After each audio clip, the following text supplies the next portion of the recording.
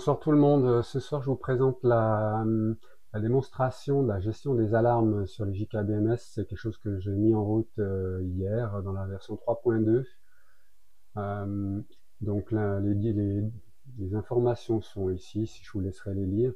Chose importante dans notre situation, il ne faut pas qu'il y ait de batterie qui soit en mode master, donc 000 sur les switches, parce que c'est pas encore géré pour ma part. Moi, je me suis focalisé sur ce que j'ai. Donc, chaque batterie a une adresse propre qui lui est définie. Donc, là, c'est la numéro 2, la batterie 2. Et puis, ici, c'est la batterie numéro 1. Donc, c'est important parce que c'est pas géré dans le cas où vous avez mis une des batteries en master. Donc, je crée, s'il y a une alarme, je crée des informations sur ces sensors. On va aller les voir tout de suite. Donc, l'idée maintenant, c'est d'aller générer une alarme et de regarder ce qui se passe dans les différents journaux et puis dans le tableau de bord. Alors ici, vous avez le tableau de bord du JKBMS. Je me suis défini une alarme pour la température. Alors, je vais aller dans le setup.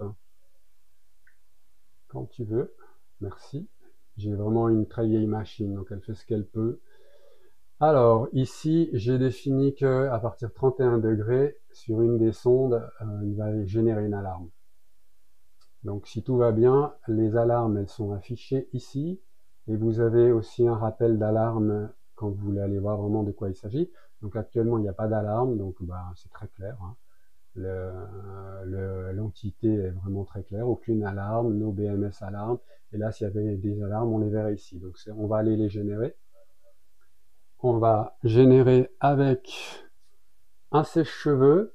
Et puis, si une alarme arrive, la lumière qui est là-haut, elle s'allumera.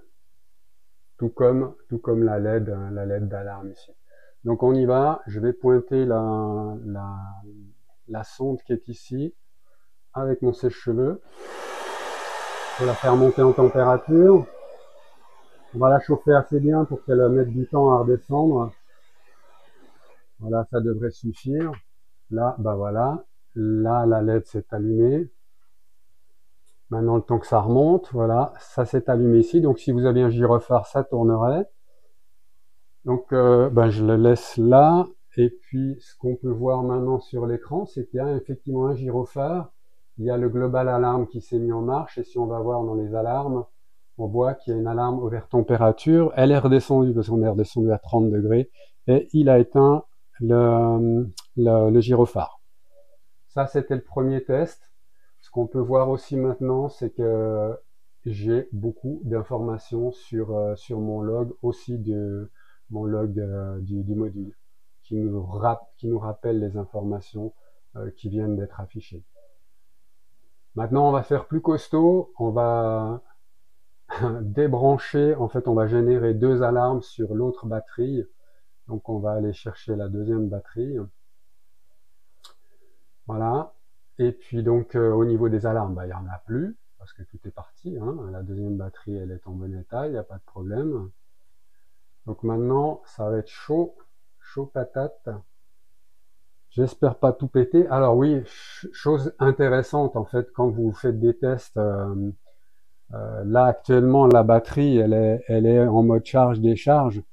Je vais, si jamais vous étiez en train de tirer, donc là, moi, je tire 4 ampères dessus. Ça va pas très loin, mais enfin, dans l'idée, discharge, vous le déconnectez. Donc là, il va se mettre en off. Voilà, là, il s'est mis en off. Donc, je risque pas grand-chose maintenant. Donc, l'idée, c'est, bon courage, si j'y arrive, et que je casse rien. Je vais carrément déconnecter un des fils une des nappes de gestion des tensions. Donc prenons celle-là. Donc du coup, ce qu'il y a de bien, c'est que ça va faire à la fois les tensions et à la fois la température. Donc si tout va bien, je vais avoir deux erreurs. Voilà, là j'ai carrément débranché. Donc là, ça s'est allumé. Il y a des erreurs partout. Il y a la lumière qui s'est allumée là-bas pour dire attention, j'ai un problème. Donc là, vraiment, j'ai un gros problème. Si on clique sur alarme, là, il a il a plus le nombre de cellules, forcément, parce que j'ai débranché le câble. Donc maintenant, si on revient sur notre panneau, on peut se mettre en live. Là, il nous dit, attention, j'ai carrément 2 alarmes, mais surtout, vous les avez ici. Donc là, il nous dit, ben attention, il y a 2 alarmes. Vous avez le gyrophare qui s'est mis en marche. Vous allez sur alarme, il nous répète qu'il y a 2 alarmes, et cette fois-ci, il nous montre lesquelles. Il nous dit que ben il n'y a plus le nombre de cellules qu'on en a voulu, et puis qu'il y a un problème sur les sondes de température. Forcément, vu qu'on l'a déconnecté, forcément ça fait ça. Et j'ai même fait un rappel sur le panneau principal. Maintenant, si vous êtes donc à distance, vous verrez que vous avez une alarme ici. Donc maintenant, je vais aller brancher le petit monde et on va voir si tout ça disparaît. Donc on y retourne. Avec une main, on rebranche tout ça. Alors, voilà. Tac. L'alarme a disparu. Pas encore. Est-ce que je l'ai bien branché? Ouais, ça y est, l'alarme a disparu.